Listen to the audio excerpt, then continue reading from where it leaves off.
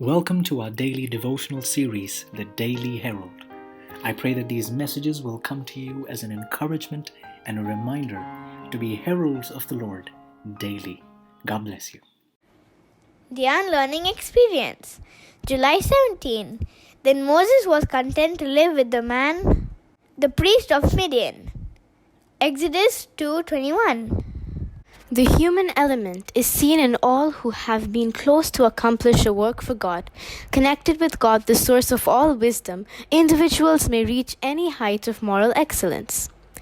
Moses had been learning much which he must unlearn. The influence which had surrounded him in Egypt, the love of his adopted mother, his own high position as the king's grandson, and the enchantments of grandeur and art, the dissipation on every hand, the imposing display connected with the idolatrous worship, and the constant repetition by the priests of countless fables concerning the power of their gods, all had left deep impressions upon his developing mind and had molded, to some extent, his habits and character. These impressions, time, change of surroundings, and close connection with God could remove.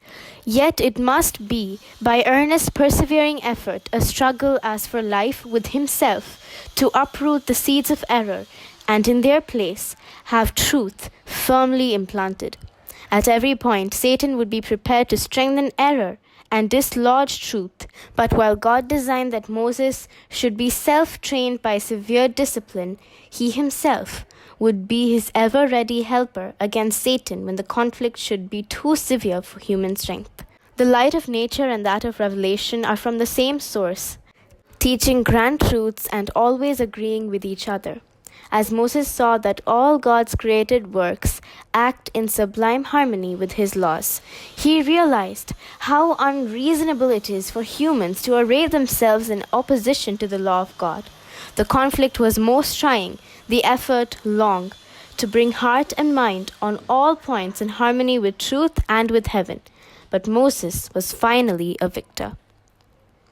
As year after year passed by and left the servant of God still in his humble position, it would have seemed to one of less faith than he, as if God had forgotten him, as if his ability and experience were to be lost to the world.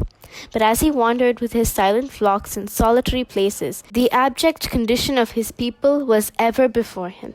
He recounted all God's dealings with the faithful in ages past, and his promises of future good. And his soul went toward God in behalf of his brethren in bondage, and his fervent prayers echoed amid the mountain caverns by day and by night. He was never weary of presenting before God the promises made to his people and pleading with him for their deliverance.